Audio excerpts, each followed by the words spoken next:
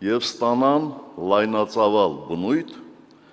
Հայաստանի Հանրապետությունը ճանաչելու է Լեռնային Ղարաբաղի անկախությունը։ Հարգելի հանրապետականներ, ողջունելով բոլորիդ,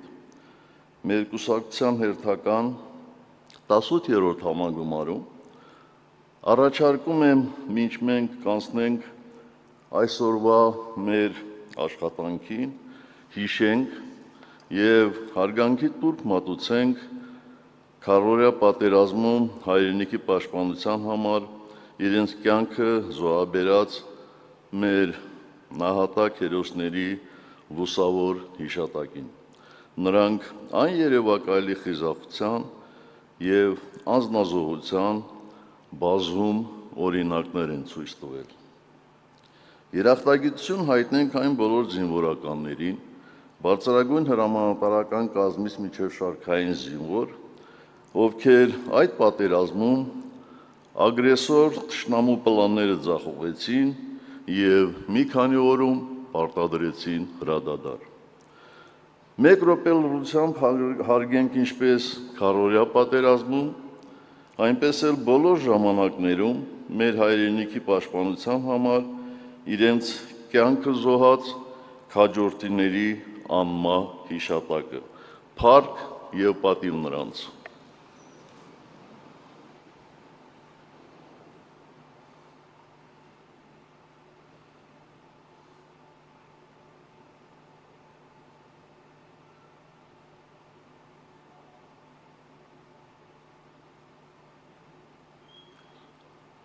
Շնորհակալ եմ։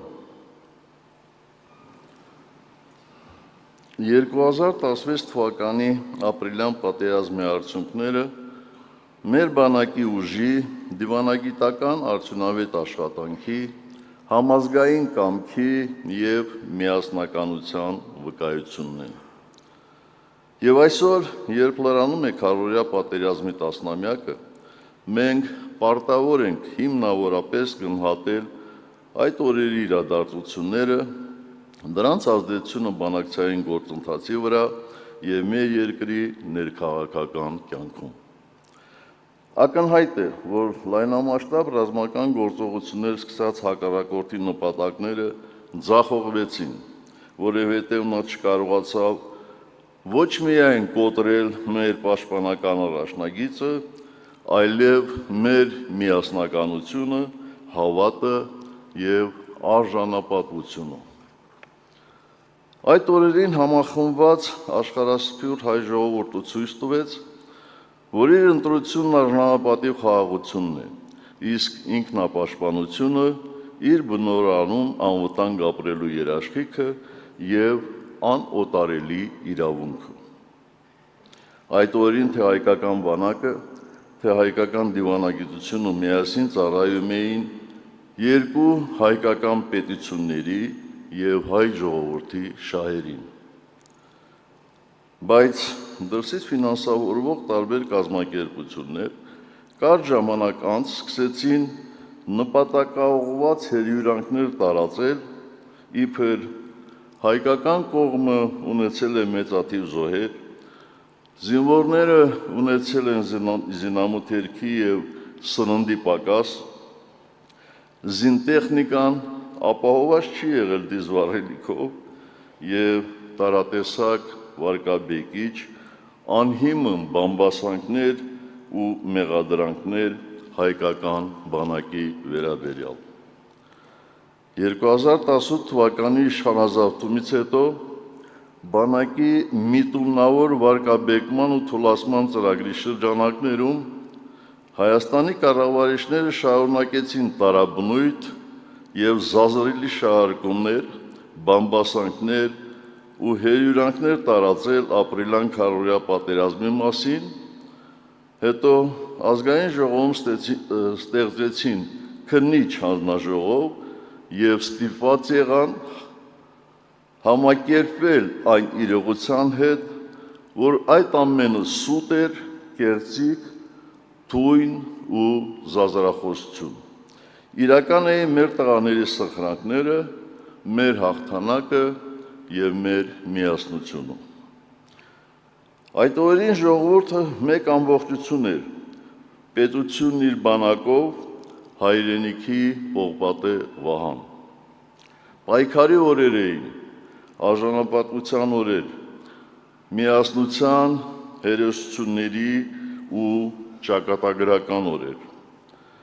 Դրա մասին ես հանգամանորեն խոսել եմ և քննիչ հանձնաժողովում, և իմ առաջին մամուլի ասուլիսի ժամանակ։ Իդեպ, այսօր ցանկանում եմ կրկին անդրադառնալ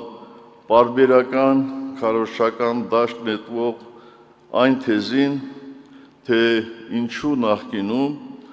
Արցախի անկախությունը չճանաչեցիք։ Անշուշտ հիշում եք, 2008 թվականին օգտվելով ներհայաստանյան քաղաքական խժդժություններից Ադրբեջանը ձեռնարկեց դիվանագիտական հարձակում և ՄԱԿ-ի գլխավոր ասամբլեայում հասկացրեց մադրիդյան սկզբունքներին հակասող բանաձև։ Այդ բանաձևին դեմ քվեարկեցին ԵԱՀԿ Մինսկի խմբի համանախագահ բոլոր երկրները, այն չստացավ նաև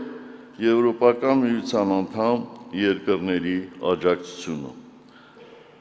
Եվ այդ ժամանակ մենք Մինսկի խմբի համանախագահ երկրներին փոխանցեցինք, որ Հայաստանը երկու դեպքում կճանաչի Արցախի հանրապետության անկախությունը։ Առաջին, եթե լինի երկարատև լայնածավալ պատերազմ, և երկրորդ, եթե Մինսկի խմբի համանախագահները չսաստեն ադրբեջանական դիվանագիտական ոտնձգությունները Արցախի հարցի լուծումը տեղափոխելու այլ, այդ թվում ՄԱԿ-ի գլխավոր ասամբլեայի հարթակ։ Երբ Հայաստանի կառավարիչներն են շահարկում այս հարցը, ապա արձագանքս շատ պարզ է։ Արցախի ճանաչումը այս երկու առիթներից դուրս ինքնին կբերեր միջազգային հանրությունից Հայաստանի մեկուսացմանը և լայնածավալ պատերազմի։ Նախկինների օրոք լայնածավալ պատերազմ չի եղել։ Չի եղել մեր մարտունակ բանակի և մեր դիվանագիտական արդյունավետ աշխատանքի շնորհիվ, հետևաբար բանակցային գործընթացը հարվածի տակ չի դրվել։ Սրանց օրոք 2020-ի պատերազմը ցավոք արդեն լայնածավալ մասշտաբեր ընդունել, աղետալի հետևանքներ ուներ և չկանգնեցվեց մի վախկոտ պոպուլիստի պատճառով ու ձգվեց 44 օր, ինչ եթե իրեն դավաճան չասեն։ Հարց եմ տալիս, եթե այս բոլոր գործոնները կային, լայնածավալ և երկարատև պատերազմ, որն ի հակառակ միջնորդական ջանքերի կանգ չէր առնում, ապա ինչու չճանաչեցիք Արցախը, էլ ինչ կարող էր լինել այդքանից հետո։ Իսկ երբ նման պնդումներ հնչում են դրսից, թե անգամ դուք չճանաչեցիք, մեզնից ինչ եք ուզում, ես հասկանում եմ, թե ինչու, ինչ քաղաքական նպատակահարմարությունից կամ պահի շահերից ելնելով են դա անում, բայց փառք Աստծո, բանակցային գործընթացի մասնակիցները դեռ կան և միթե նրանք չգիտեն, որ հենց ԵԱՀԿ Մինսկի խմբի համանախագահների հետ էինք պայմանավորվել չշտապել, չհրահրել պատերազմ և չձախողել Մինսկի խմբի աշխատանքները։ Մեկ բան ակնհայտ է, որ եթե 2016 թվականի հաղթանակից հետո մեր ժողովրդի մեջ վերստին ամրապնդվել էին ազգային բարձր արժանապատվության, միասնականության, հայոց բանակի նկատմամբ հավատի զգացումները, ինչպես նաև բանակցային